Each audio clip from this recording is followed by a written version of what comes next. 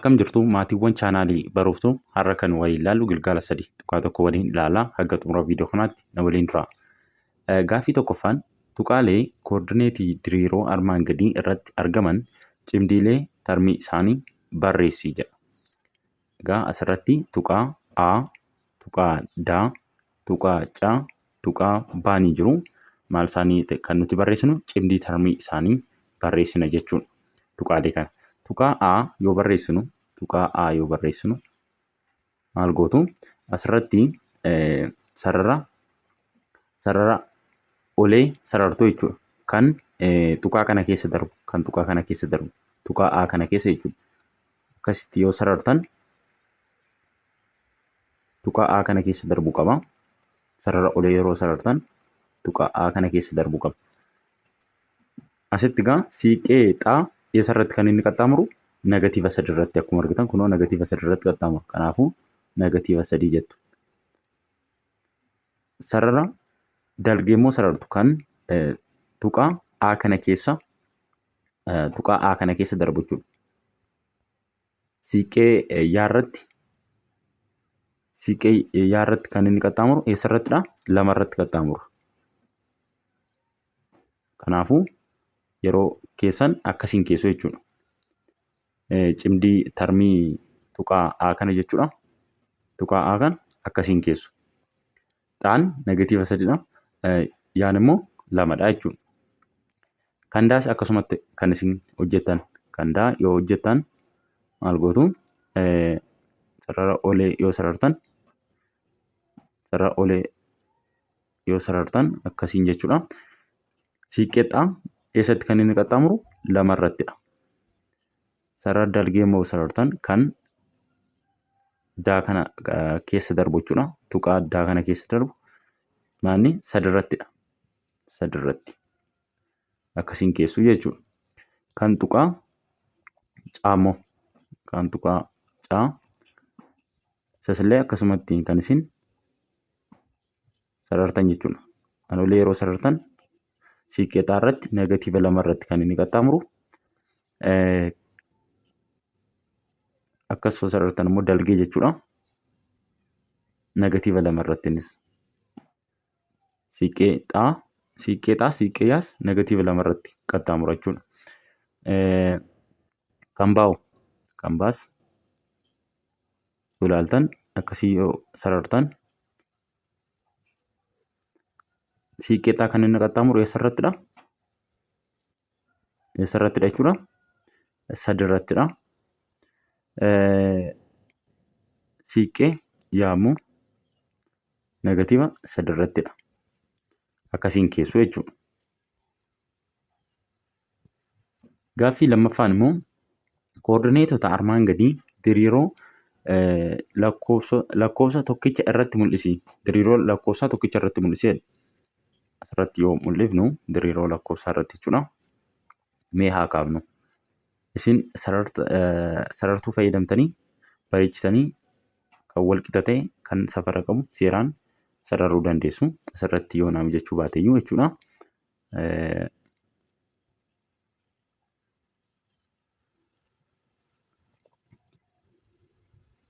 Asirratti egaa daftarri keessanis iskuweerii warreen ta'e jechuudha. Sararuun isin rakkisu maaliif bifa kanaa waan qabuuf jechuudha. Sararuun isin rakkisu warreen daftarri keessan iskuweerii ta'e jechuudha. Warreen iskuweerii hin taane immoo sarartuu fayyadamtanii seeraan sararuu dandeessu. Maal gootu? Mee asirratti waa fayyadamnu. Isuma kanarratti haa fayyadamnu. Isuma kanarratti jechuudha. Maal gootu? Ishiin kun akka hin jirretti ilaala. Tuqaa A, tuqaa D, tuqaa B, tuqaa C kana akka hin jirretti ilaalaati. Haa hojjennu. Ishuma kanarratti jechuudha. Sararamee waan jiruuf jechuudha. Asiin xinnoo itti daballee haa hojjennu. Asiinis xinnoo itti haa daballu. Asiinis ol xinnoo itti haa daballu. Tuqaa warri A, tuqaa B, tuqaa C, tuqaa D kana akka hin jirretti ilaalaati. Hojjennaa jechuudha. Asirratti yoo ilaaltan kan aara jiru jechuudha. Tuqaa kan isa kanaa jechuudha. Eessarratti argama jechuudha? Handhuura asitti argama jechuudha. Eessatti? Bakka siiqqeexaa fi siiqqee yaa bakka itti wal qaxxaamuran jechuudha. Kanaafuu as jettaniit 0,0 jettuun itti fuftu. Itti aansuudhaan immoo kan baarra jiru as -4 ta'a iddeen kun jechuudha. -8 as -4 ta'a. Kanaafuu bakki kun bakka kana jechuudha. Bakka tuqaa kana bakka kana maal ta'a? Caan jechuudha. Tuqaa caa -4,0 ta'a. Isaan kun akka hin jirreetti ilaalaa isiniin jedheera. Isaan kun jechuudha. Isaan kun warri dura tuqaan kun tuqaa caa akka hin jirreetti ilaalaa isiniin jedheera. Maaliif gaaffii lammaffaa irratti hojjechuudhaaf kanan asirratti hojjedhe. Isa kana akkasitti hubadhaa.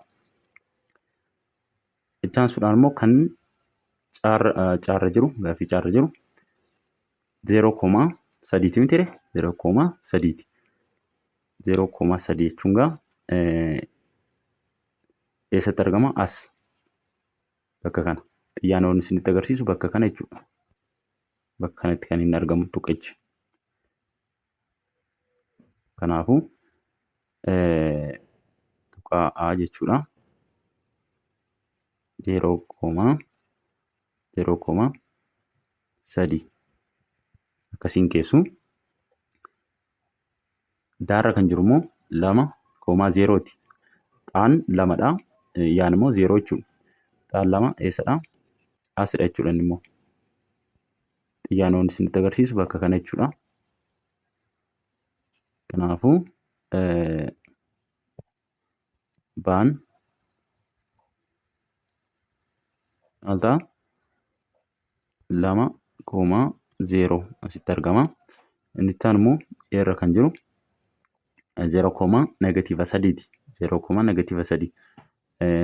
Xaan 0 yaan -3 jechuudha. Inni immoo eessatti argama? Xiyyaanoo isinitti agarsiisu akka kana. Bakka kana jechuudha. Kanaafuu daan maal ta'a? 0,-3 akkasiin keessu jechuudha iddoo tokko irratti. Diriiroo lakkoofsa tokkicha irratti yeroo mul'istan bifa kanaatiin mul'istu. Ifadha jedhee yaada. Kan ifa isiniif hin taane komentii jalatti naa barreessuu hin dagatinaa. Gaaffii sadaffaan immoo tuqaalee kanneen adda baasuun qarxii isaan keessatti argaman barreessi.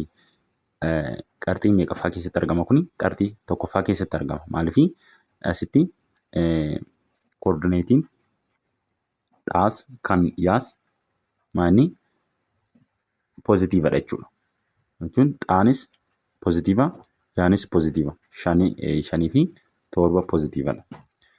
Kana jechuun immoo akkuma dura waliin ilaalle lamaanuu poozitiiva jechuun maanni meeqaffaa keessatti argama jechuudha? Qarxii tokkoffaa keessatti jechuudha. Qarxii tokkoffaa. Baarra kan jiru immoo negatiiva lamaanuu. Xaanis yaanis negatiivadha. Lamaanuu negatiiva kan ta'u qarxii meeqaffaa keessatti? Qarxii sadaffaa keessatti. Qarxii sadaffaa keessatti jechuudha. Yoo waliin ilaallu asirratti akkuma argitan xaanis yaanis negatiiva jechuudha lamaan isaaniiyyuu. Inni itti aanu immoo caarra kan jiru xaan poozitiivadha. Yaan immoo negatiivadha. Kun qarxii meeqaffaadha? Qarxii arfaffaadha jechuudha. Qarxii arfaffaadha. Yoo waliin ilaallu xaan poozitiivadha kunoo. Yaan immoo negatiivadha. Kun qarxii meeqaffaadha? Qarxii arfaffaadha jechuudha.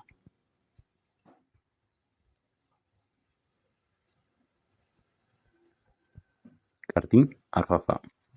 Gaaffii arfaffaan koordineetota armaan gadii tuqaalee diddiiroo koordineetii irratti argaman kamiin akka bakka bu'an adda baasii jedha. Asirratti Aadhaa hanga Faatti nu kennamaniiti jiru.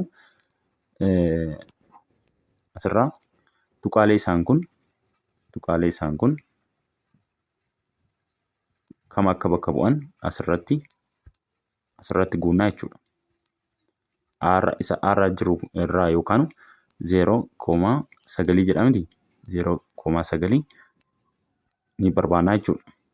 Kan bakka bu'u 0,9 kan jedhu xaan 0dha yaan 9 jechuudha.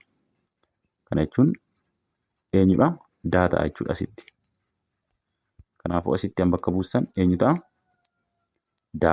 Tuqaa daataa. Baarra kan jiru immoo 3,3 jechuun gaa xaanis 3 yaanis 3 eenyu ta'a? Eenyu ta'a jechuudha? Faa ta'a. Tuqaa faa bakka bu'a. Caarra kan jiru immoo 6 fi negatiiva 9 6,4 6,4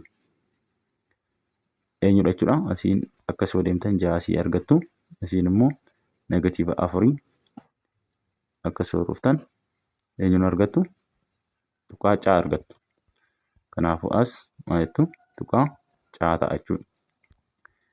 Daarra kan jiru immoo -6,0 -6,0 jechuun xaan -6dha. Yaan immoo 0 jechuudha. Akkuma argitan eenyudha? Tuqaa aati jechuudha. Tuqaa A ta'a. Irra kan jiru immoo -3,1 -3 eenyu ta'a jechuudha. Asitti -3 as kunooti. 1 immoo asiin yaan tokko jechuudha. Eenyu argattu? Tuqaa A argattu jechuudha. Tuqaa A argattu. Faarra kan jiru lamaanuu negatiivadha. -6,7 kun egaa qarxii meeqaffaa keessatti argama? Qarxii asiin negatiiva meeqa jedha? Negatiiva 7 miti? Negatiiva 6 -6,7 negatiiva 6 asii yoo dhuftan asii jedhee asiin immoo -7 jechuun asiiti. Eenyuun argattu? Tuqaa baa ta'a jechuudha. Tuqaa baa. Bifa kanaatiin kan isin hojjettan ifaadha jedhee yaada. Kan ifa isin hin taane koomentii jalatti naa barreessuu hin dagatinaa. Anillee viidiyoo kan biroo isiniifan dalaga jechuudha. Koomentii keessan ilaaluudhaan. Viidiyoo itti aanuun 3.2 giraafii himoota walqixaa sararaa kan jedhu walitti deemna. Nagaan naa tura.